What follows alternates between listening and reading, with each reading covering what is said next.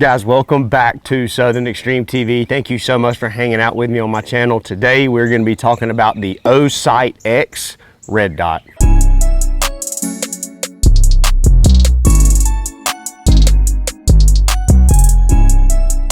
So appreciate y'all hanging out with me on my channel. If you are new, go ahead and hit that subscribe button. We are trying to grow this thing to 100,000 subs. First of all, I want to apologize for my voice. The pollen is absolutely horrible where I'm at.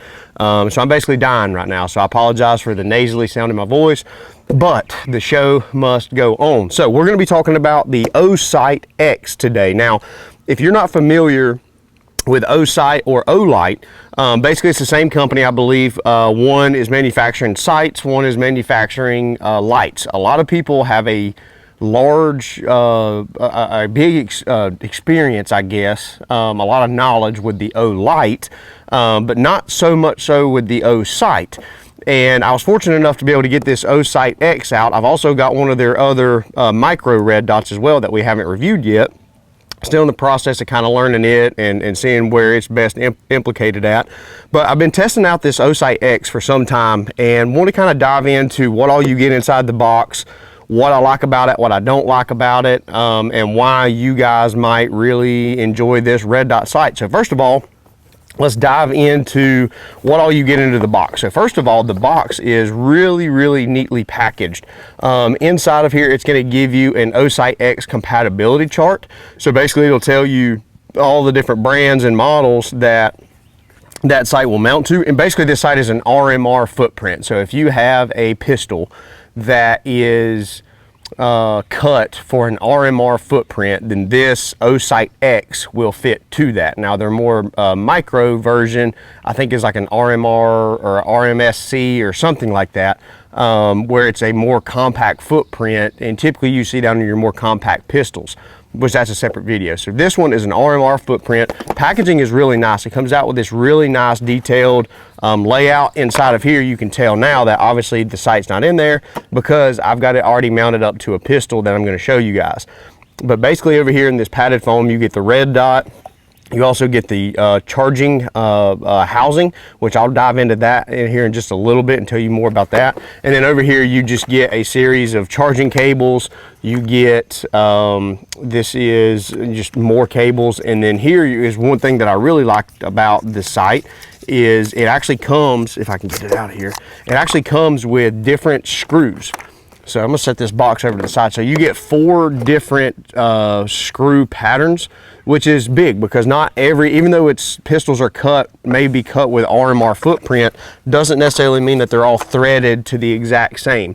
So the fact that they give you those additional screws to kind of cover all your bases, that's a big deal. That was really well thought out in my opinion. So that's all the accessories that you're going to get. You do get a little multi-tool for adjusting the elevation and the windage, as well as just making some adjustments on that red dot itself. So all that's going to come pre-packaged in there. But I know you guys, for the most part, think that stuff's kind of boring. Let's talk about the actual sight itself. And for today's video, I've got this mounted onto a Palmetto State Armory. This is their Saber Dagger. This is actually a brand new gun for me. And just show you guys that we are empty. The mag is empty, so we're gonna put that in. But for today's video, we just wanted to show this off on an actual gun because I feel like that's where it's gonna be done the most justice.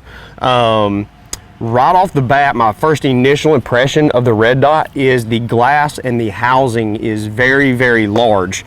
And the reason that you may like that or may not like that is if you've been running a red dot for a long period of time on a pistol, the larger window might be something that you find as a negative because maybe you catch it on more stuff.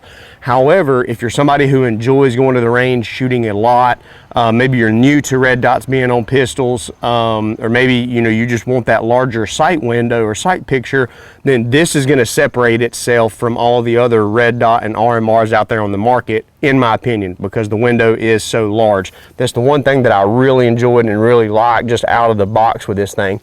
The glass is super clear.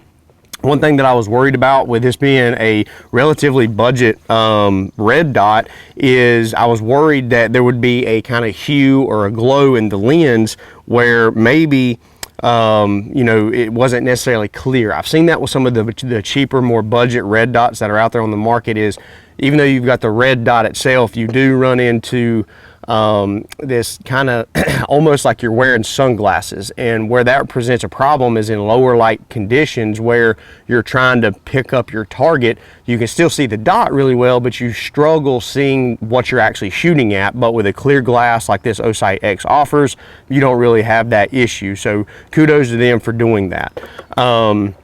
Really simple to install. Like I said, there's just 2 screws. If you're familiar with the RMR footprint, then you're going to know how to install this thing. The windage and elevation turrets are very low profile, which I was a very big fan of, because they're easy to get to, easy to make adjustments, and just easy to do on the fly. But they're also down low and flush, so I don't think you're going to run into an issue of carrying this pistol on a day-to-day basis, or carrying it in and out of the range where you're going to be bumping those windage and elevation turrets and causing the red dot to, you know, get off zero. So really neat, really well thought out platform there. Let's talk about the charging. I know I mentioned earlier that you get a charging, basically a housing that goes over the top of this unit, and that's the one positive, also one negative that I've got with the optic. And I want to talk a little bit about that. So this optic does not have a replaceable battery. I don't believe. I believe that everything is just basically a rechargeable battery on the inside. Now, I will tell you this, that they are claiming, let's see exact hours. I want to make sure that I get this right. So they are claiming 57,000 hours on level 3 brightness with the dot only. And you're getting 228,000 continuous hours if you are utilizing the charging housing as well. So basically this housing, you plug it up to a USB-C cable, which comes already with the package, and basically this charges up, and it'll give you an indicator on top that will tell you if you are at 100%, 0%, 75%, or 50%. It has a dial right there, and basically you can charge this thing up, and then you have basically a portable charger that charges this red dot with you wherever you go. So if you're going to be traveling, maybe you're going to be making long day trips out to the range, this is something that you can charge up ahead of time and take it with you. However, I will tell you this, that I have been testing out the battery life on this for some time. I charged it completely to 100% 4 days ago, and I have left the red dot completely on for 3 to 4 days continuously, and whenever I put the charging cap on the red dot, it comes up and tells me that I still have 100% battery life. So the 57,000 hours I feel like is potentially reasonable. Initially my impression was that that might be a little aggressive, and it made me a little nervous that you know, that I would be putting just a pure rechargeable red dot on a pistol that I could potentially use for home and self-defense, whereas a lot of people would typically use some type of solar powered, like a hollow sun or something along those lines.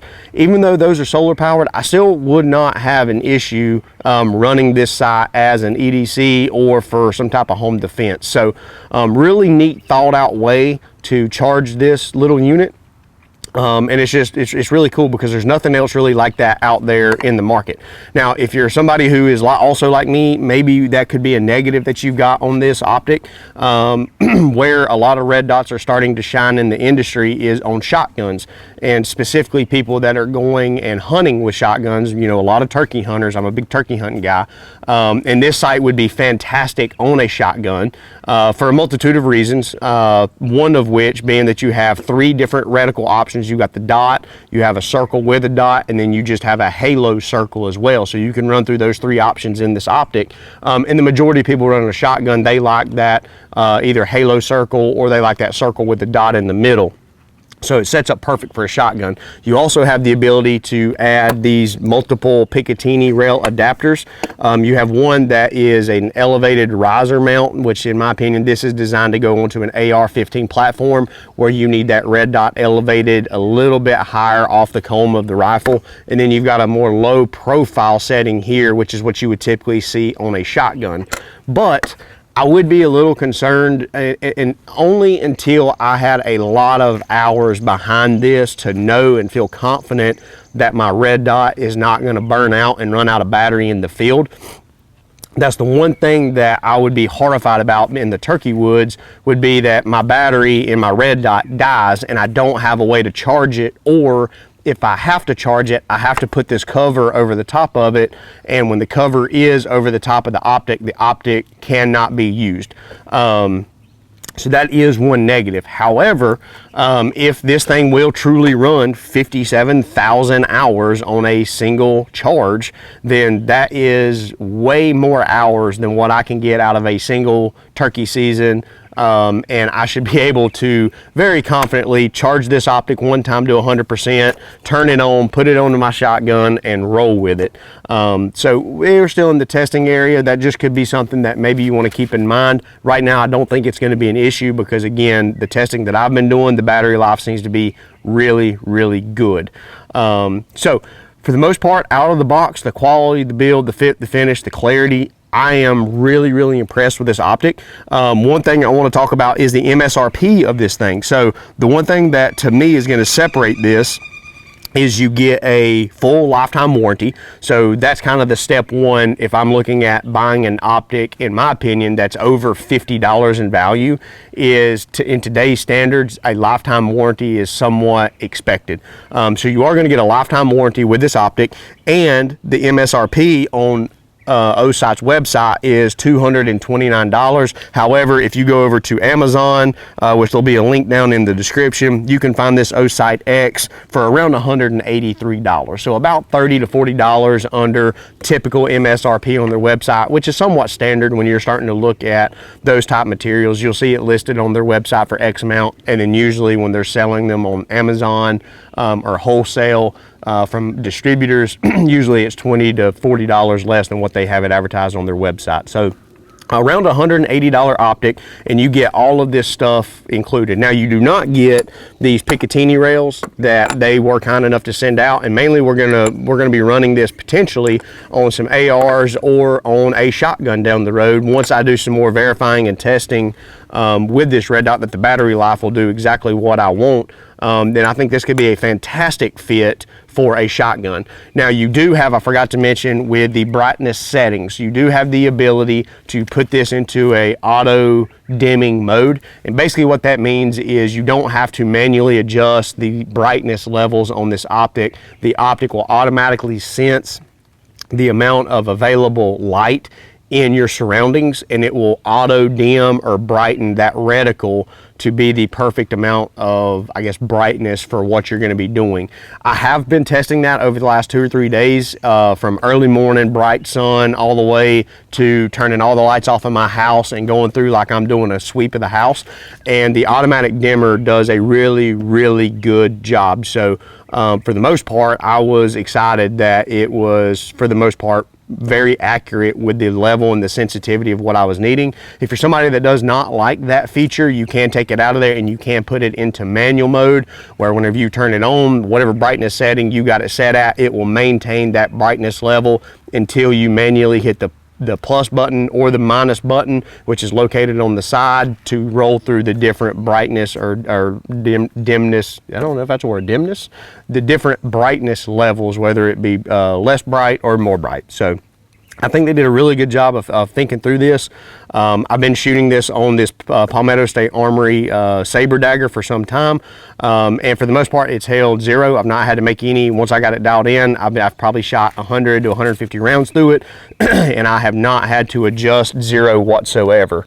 So all in all, if you guys are in the market and you are looking for a new red dot, maybe you don't want to go solar powered, maybe you don't want to go really cheap, budgety either, then I think that this Osight X is a fantastic option, because you have a lot of different options from a shootability standpoint. Because like I said, I've got it on a pistol here. I think you could very easily run it on a AR platform, and then you can also run it on a shotgun platform, and I would not have a problem whatsoever feeling confident that it would hold up to the abuse of that. So Go give them a check out. Like I said, there's a link down in the description of this video or down in the comments area. So if you want to go take a look at some of the more technical details of the specifications of it, it'll take you over to their website. But that's it for today's video. Hopefully y'all enjoyed it. If there's any questions that you guys have about this optic that I didn't go over, drop a comment down below. I'll try to answer it to the best of my ability. If I don't know the answer, I'll try to track down somebody who is a whole lot smarter than me to try to get you that answer. So thanks for hanging out. Hit that subscribe button. I will see you guys on the next episode.